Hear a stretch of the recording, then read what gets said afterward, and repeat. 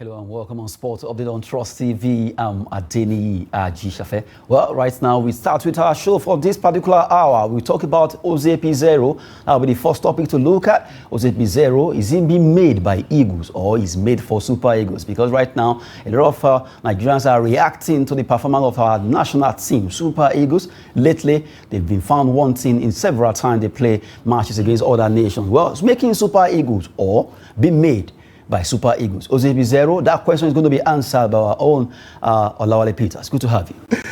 Nadine, good evening. It's a pleasure to have me back to the studio. Honestly, you shouldn't be asking me this question. No, at least I need to. Nigerians are, a lot of people are asking. Nobody will be asking. Is he the one making Eagles or Eagles are or Nigerians? Because Eagles are not even making him now. Nigeria is making him. Okay, you know the reason why I said you shouldn't be asking me this question? From the very first day, they appointed Jose Peseiro. If you recall my conversation here on the studio here, I said it's a no-no for us. And I'm very happy that he has proved me right. I thought he would prove me wrong. This is not a coach. In fact, it's even a disgrace to the coaches that Peseiro is calling himself a coach. That's the truth. This is someone that he has nothing to give at all. And it's so embarrassing that we have someone like that coming to this country. Okay, to answer your question, capital, yes, we made Jose Peseiro, and that is why the likes of Samalek are coming for him. Now. Without that, we don't be coming for him. Now let's look at his journey since he came on board as the Super Eagles coach. What has he done that other coaches have not done? Just give me one achievement of Jose Peseiro. Nothing. He played 15 matches, he lost 6, he won 6, he drew 3. He scored 31 goals, he conceded 21 goals. And from the 31 goals that he scored, less 10 goals that we scored against Sao Tome and Principe. So embarrassing that Nigeria were in this same precarious situation that we found ourselves, that we could not qualify for the last World Cup. That we now have the likes of Rwanda even ahead of us on the log table. It is embarrassing. From our group, we are the most top-ranked team. 40. We played against Lesotho. Adeni, Lesotho that if me and you and people like us, we assemble ourselves together, making 11, we can beat Lesotho. We play against Zimbabwe. Now, the excuses that we normally give, that the pitches are not good, doesn't come this time around. We played a team that a country that they did not even have a standard approved FIFA stadium in their country. Elsewhere. That means Zimbabwe, they don't have any approved FIFA standard stadium in Zimbabwe. So we have to go and play at Rwanda. And we still drew. And the 2 matches that we played, we came back from behind. To equalize. It's shameful. Sincerely. It's not as if we scored the 2 first. No. Oh, come on. So that shows that he did not make Super Eagles. No, we made him. And I said it here, that he came to Nigeria to add Super Eagles to his CV. I recorded a conversation we had here. And that is what has happened. Whatever happened now, he will put it that he has coached Super Eagles, Nigeria, giants of Africa. And that's alone to speak volume concerning whoever wants to sign him for him. And we're talking about someone that we are paying $70,000 per month. With the current exchange rates now, that's over 80-something million per month that we are paying Jose Peseiro. Taxpayers' money that me and you, they are deducting from our salary to pay him. For doing what? I've said it times without number. The NFF, that glass house needs to be investigated. In fact, AFCC, ICPC, they need to have a table, a desk, section there. The NFF came out to say, well, they didn't employ Peseiro. It was the Ministry of Sport that employed him. That's what it said. That it was what? Ministry of Sport. Ministry of Sport that employed him.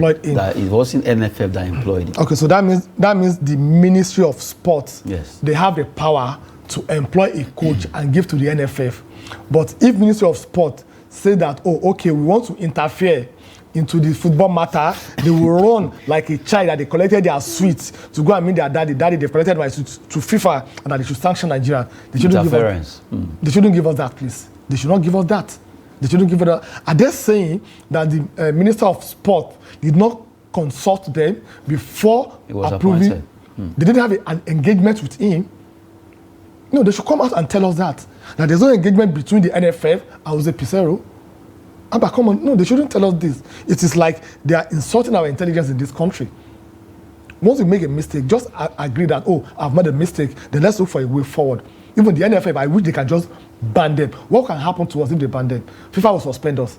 If FIFA suspend us, are you going to the World Cup? I've told you before, I don't see us going to the World Cup. I don't see us going to the World Cup. Taken. What care will be taken? Is it not the same NFF? We say at least a lot of matches to play, hopefully. We don't have a lot of matches to play. We are expected to play 10 matches. 2 matches, we've lost how many points? 4 points. You can't lose 4 points in a situation like this and you think you still have hope. At least you have how many matches now? You have like 6 matches. We still have 8 matches to play. 8 matches. You have 8 matches to play. And now the confidence of other okay, now you want to win all your matches and other people will be sleeping because you call yourself Nigerian. No, that's not the issue. And what I'm trying to say is maybe they can, at least with what is on ground, maybe they will bounce back.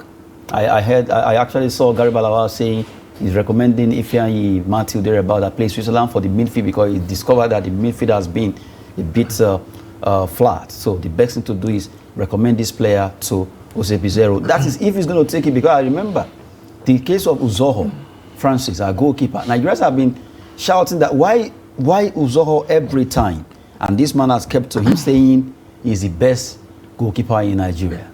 And that alone. You see the problem we have in this country? Sentiment is our #1 problem. This Simsa that he's talking about, he's talking about a player that he discovered himself and played for him on that in this competition in 2015. So we should leave sentiment out of it.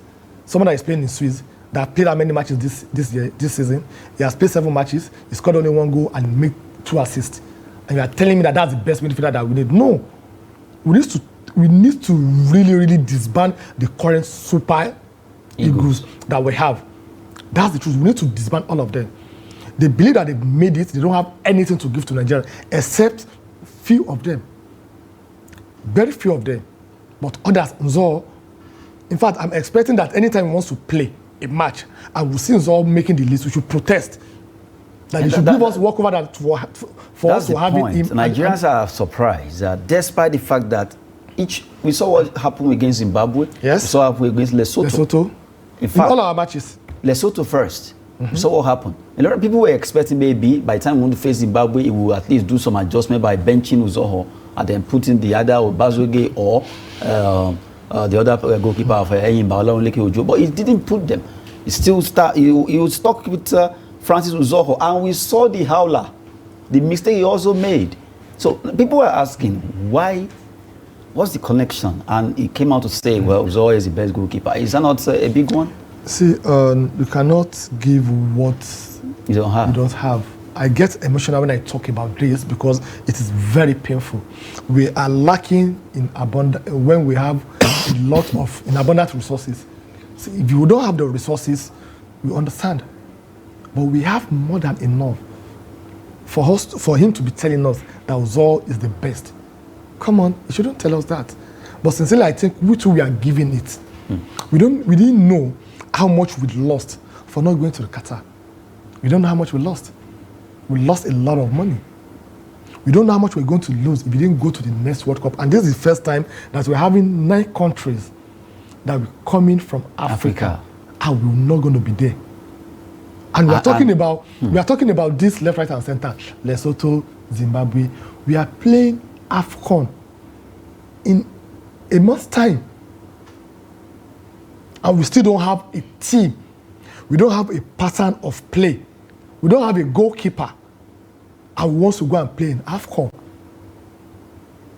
Sincerely, after the first 6 months, that Jose Peseiro played his 4 matches and he lost all.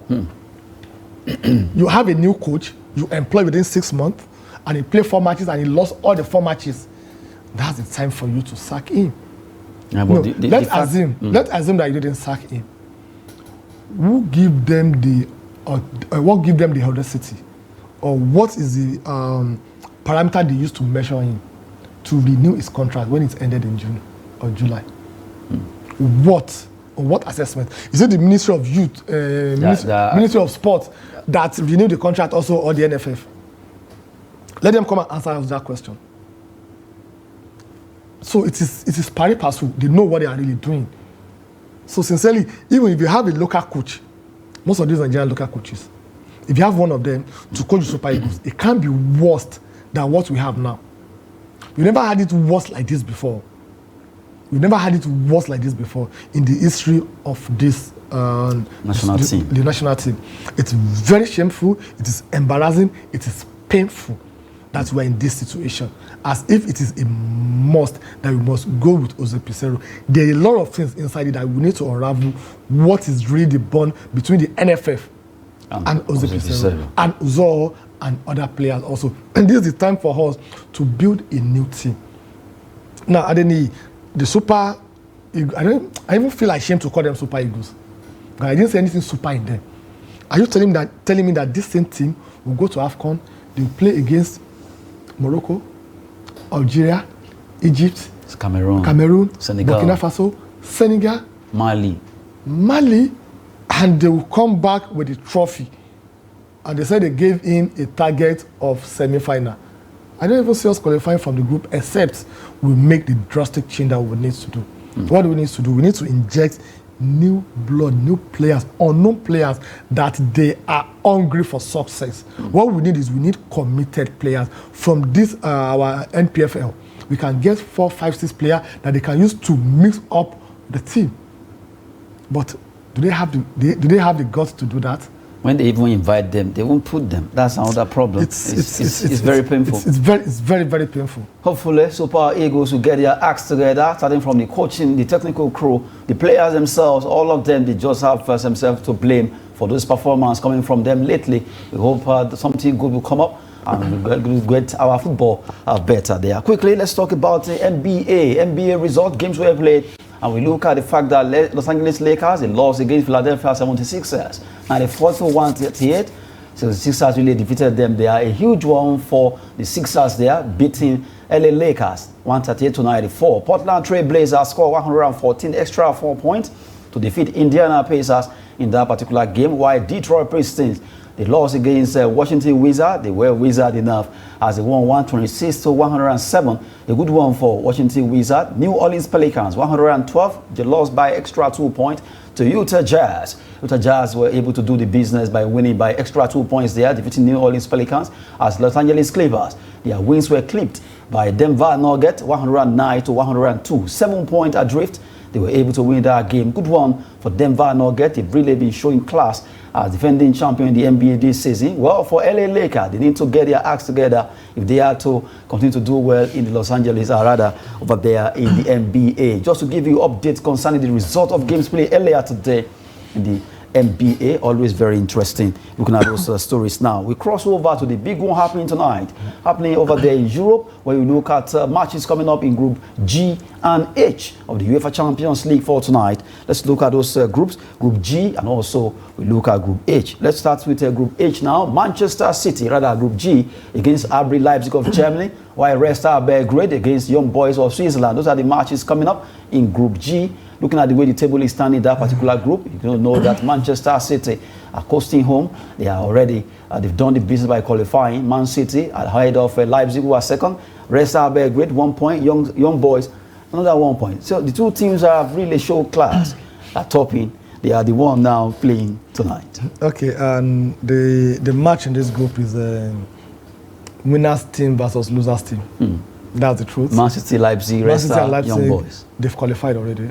They have 9 points. Even if they both lost their next two matches, it won't take both Red Star and Young Boys to anywhere. So what both Leipzig and Man City will be fighting for now is who to top the table. That is what they'll be fighting for tonight. And also for Red Star and Young Boys, they have something to fight for. Who is going to qualify to play in Europe? So that it's going to be interesting. Despite that, we have two teams that have qualified. We have two teams that they have nowhere to go, but they have something to fight for. They have to fight for a place in Europa. So it's going to be an interesting match.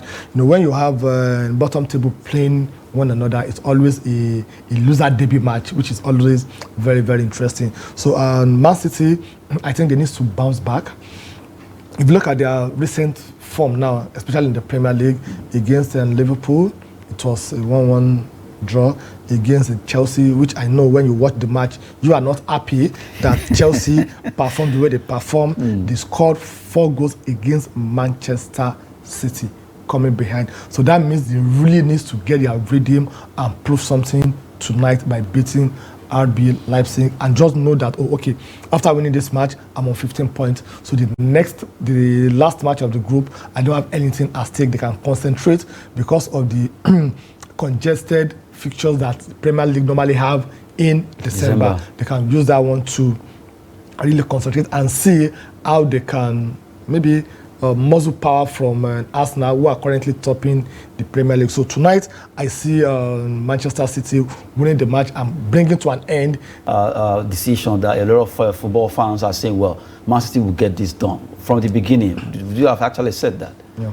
And I'm not surprised, and I know they are very lucky. I wish they are in Group F, where we have the like of Borussia Dortmund, we have PSG, we have AC Milan, and they should now replace them with Newcastle and take Newcastle to this team. Probably then we'll have known the strength of Manchester City, how good they are. But nevertheless, it happens like this during the group stages. When we get to the round of 16, that's when the real game will start up. And in Champions League, it is very, very difficult, if not for the likes of the Real Madrid and AC Milan that have won back-to-back. It's always difficult for a team that have won it before to come back and win it. So there'll be a team to beat, but they have what it takes to do it. But they just have to be very careful because they shouldn't be pursuing what they achieved last season, treble last season. But this time around, they should have their concentration. What will be their concentration? They don't want to make history as the first Premier League team to do it back-to-back? To do back-to-back in terms of Premier League by winning it 4 times in a stretch. Or they want to be the first Premier League team to win the Champions League back-to-back. Maybe that will keep their noisy neighbor, that's the Red Devil, because now they are the only 2 teams that have won treble in England. And there is this noise about, we are better than you, I'm better than you. So Man City have something to prove this season by either winning the Premier League or winning the Champions League. So they have to get their priority right and look at the one that is most likely for them to win. But if you ask me, both are going to be very difficult. Arsenal, they're a force to reckon with this time around. What happened to them last season? They've learned from that mistake. And they won't want it to happen again. No, they won't allow it to happen again. They don't have the bench. They don't have the depth of their squad last season. It wasn't there. But this time around, when you have an injury, you have 1 or 2 or 3 players that can come in and to replace you also. So they don't have that problem this season. So I don't see them spending 248 days from 310 days that they played Premier League last season, sitting on top of the table only to chicken out at the diamonds. I don't see that one happening this time around. It's going to be a first competition between Man City, Liverpool, Arsenal. Tottenham, they started well, but I don't know how they are going right now. They went to sleep. But it's going to be very, very interesting. Then for the Champions League also, it's going to be very, very tough for the likes of Manchester City to win it back-to-back. It's like everybody they will come together that our aim is to beat Manchester City. Let's see what happened concerning that particular Group G there. Looking at the UEFA Champions League for tonight there. Matches on. Man City will be facing a big one, but they can actually overcome against Leipzig. Let's see if they will continue to add more sparks to their performance so far. Let's quickly look at Group H in the UEFA Champions League fixtures for tonight. Matches will also be coming up in Group H. We'll look at it back-to-back, the table and also the fixtures. Well, for Shakhtar Donetsk, perennial comers to UEFA Champions against Royal Antwerp of Belgium.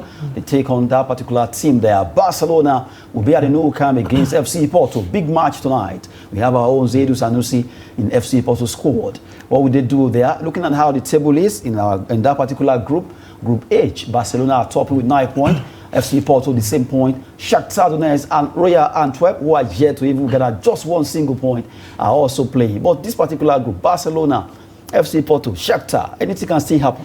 Yeah, and just like we had in Group E and Group F, with only Group G that is much more fair than Group H. Also, this one is very interesting because Shakhtar, the possibility of them, they are playing at home, and it's going to be their last match in this qualifying series. So they are playing at home against a team that have not registered even a point. So the possibility of them winning. Getting 3 points to add to the 6 points they're having right now, making 9 points is very, very certain. We have Barcelona and Porto also. Barcelona, they've learned from what happened to them in the last 2-3 years. They really want to progress. They don't want to play in Europa again. So them beating Porto, it's very, very, very open. Or also they may play a draw. So whatever happens, I think we'll see Shakhtar Donetsk having 9 points tonight, and both AC Milan and Porto, they may share points, 1 point, where they'll take the battle to the last match. A big one there, talking about UEFA Champions League Group H. We just run through Group G and H for you to have a feel there. Before we go, let me just give you 2 transfer gossip there. Thiago Silva, Trevor Chalobah could leave Chelsea in the summer. That's the news coming in, that 2 players could be leaving Stamford Bridge. And the last one says scouts are watching striker Mason Greenwood at Getafe. He really did so well over the weekend with the goal he scored. Getafe seems to be the place where Mason Greenwood has actually found his groove back. Good one for Mason Greenwood, and hopefully maybe he'll be coming back to Premier League next season. I don't think he should come back to Premier League. He should just stay there. He should just stay there now and discover his reading more than now. He has scored 4 goals. Let him stay the next 1 or 2 years. And I would advise, if he's coming back to Premier League, he should go to Manchester City. He shouldn't go to Manchester United. Well, that's it. Let's see what happens there. A lot of Man United fans will not be happy with that particular statement. That's coming from Olawale. I didn't say that anyway. Good to have you on the show. Yeah, thank you so much, Adeni, for having me. It's my pleasure being there. Yes, I'm Adeni Gishafe. Sport is always business and fitness. Thanks for watching.